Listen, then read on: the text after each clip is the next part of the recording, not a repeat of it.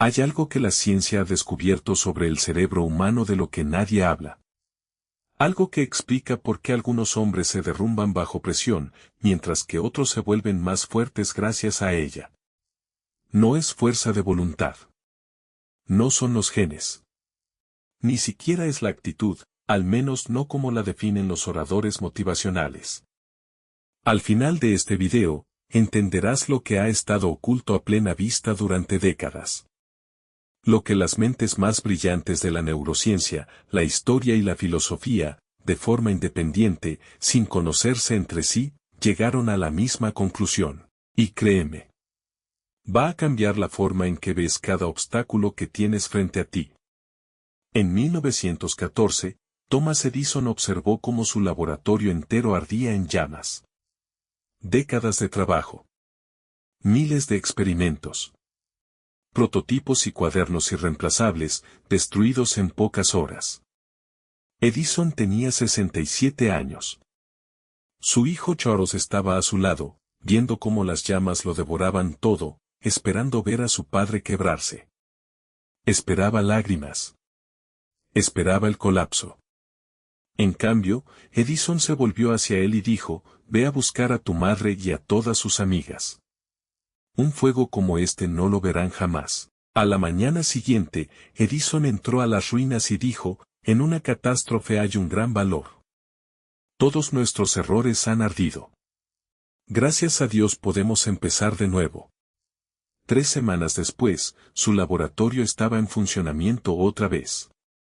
La mayoría de las personas escuchan esta historia y piensan que Edison era extraordinario. Un superhombre. Un hombre construido de manera diferente al resto. Pero aquí está lo que pasan por alto. Edison no tenía un gen especial para la resiliencia. No nació sin miedo. Sintió la pérdida por completo, cada cuaderno, cada experimento, cada año de su vida que estaba guardado en ese edificio. La diferencia no estaba en lo que sintió. La diferencia estaba en lo que creía que ese sentimiento significaba. Y esa única distinción, lo que crees que significa tu dolor, es el fundamento completo de por qué algunos hombres nunca se rinden. Pero para entender por qué esto funciona, tenemos que ir a un lugar al que la mayoría de las personas nunca ha ido. Al cerebro de un hombre que está a punto de rendirse. En los años 60, un psicólogo llamado Martin Seligman realizó un experimento que se convertiría en uno de los descubrimientos más importantes de la historia de la psicología humana. Colocó a perros en una situación en la que recibían leves descargas eléctricas de las que no podían escapar. Después de un tiempo, cambió la situación, abrió una puerta. Una salida simple. Una solución sencilla. Los perros no se movieron. Se tumbaron y aceptaron las descargas. Aunque la puerta estaba abierta. Aunque la huida era posible. Aunque el dolor podría haber terminado de inmediato. Seligman llamó a esto indefensión aprendida. Y aquí está la parte que debería inquietarte. Repitió el mismo experimento con personas. No con descargas eléctricas, sino con problemas irresolubles, con fracasos repetidos, con situaciones diseñadas para hacer que las personas sintieran impotencia. El resultado fue idéntico. Después de suficientes fracasos repetidos, el cerebro humano literalmente se recablea y deja de intentarlo. No de forma metafórica. Literalmente. Las vías neuronales que generan el impulso de actuar, de intentar, de avanzar, comienzan a atrofiarse. Se debilitan por falta de uso, igual que un músculo se debilita cuando dejas de entrenar. El hombre que se rinde no lo hace porque sea débil. Se rinde porque su cerebro, a través de la experiencia repetida, ha sido entrenado para creer que intentarlo no tiene sentido. Esto es lo más importante que hay que entender sobre los hombres que nunca se rinden. No escaparon de este proceso. Cada hombre que nunca se ha rendido ha sentido la indefensión aprendida en algún momento. Ha sentido como el suelo desaparecía bajo sus pies.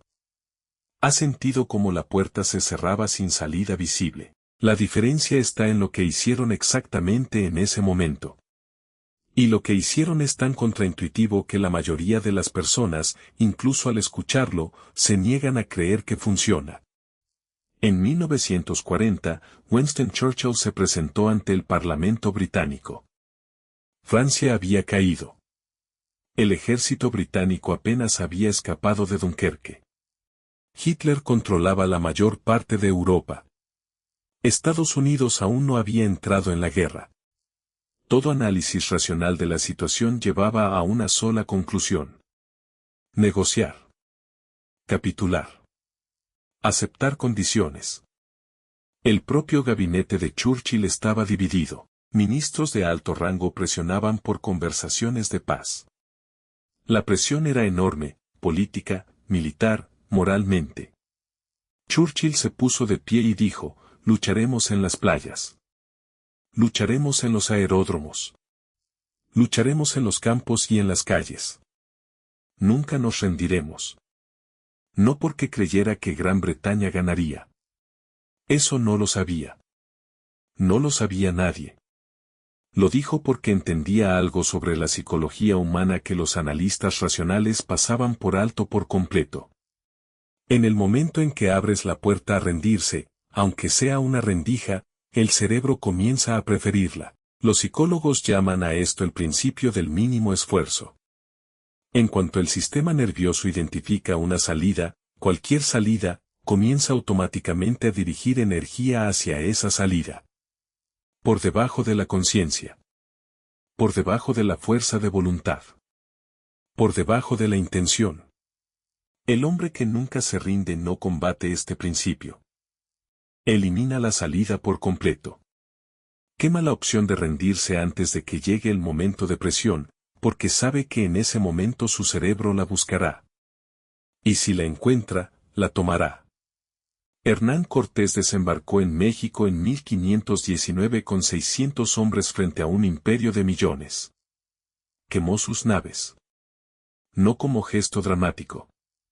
Como estrategia psicológica. Entendió, 5 siglos antes de que la neurociencia lo confirmara, que el cerebro lucha con más fuerza cuando la retirada es imposible. Pero aquí está lo que nadie te cuenta sobre los hombres que queman sus naves. Hay algo que llevan dentro que hace posible el acto de quemar. Algo que no tiene nada que ver con el coraje y todo que ver con una forma particular de ver el tiempo. Tachuela redonda. 4. El horizonte largo. 3 min. Viktor Frankl fue un psiquiatra austriaco que sobrevivió a 4 campos de concentración nazis, entre ellos Auschwitz.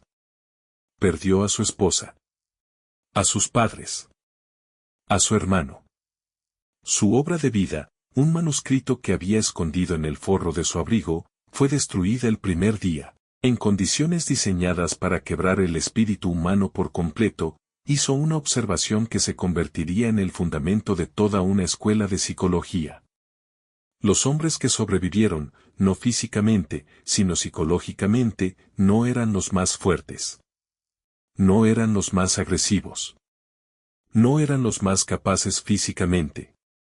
Eran los hombres que tenían una razón que iba más allá del momento presente.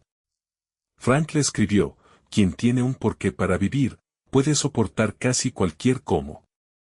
Eso no es filosofía. Es neurociencia. Cuando el cerebro tiene un futuro en el que cree, un futuro específico, vívido, significativo, procesa el dolor presente de manera diferente. El dolor no desaparece. Pero cambia de categoría.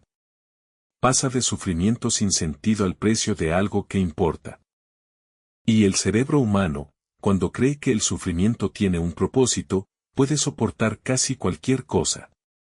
Este es el mecanismo oculto detrás de cada hombre que nunca se ha rendido. Edison tenía una visión de un mundo iluminado por la electricidad. El dolor de un laboratorio en llamas era un pequeño precio. Churchill tenía una visión de una Europa libre. La carga de una guerra imposible era un peso que valía la pena cargar. Frank tenía una visión de contarle al mundo lo que había vivido. El horror de los campos se convirtió en el material del libro que ayudaría a millones. El hombre que nunca se rinde no huye de algo. Corre hacia algo tan específico, tan vívido, tan innegociable, que rendirse se sentiría como una traición a lo único que importa. Y eso nos lleva a lo que nadie dice en voz alta sobre la resiliencia. Lo que ha estado escondido en cada historia de cada hombre que se negó a quebrarse. La última verdad. La que lo cambia todo. El hombre que nunca se rinde no es especial.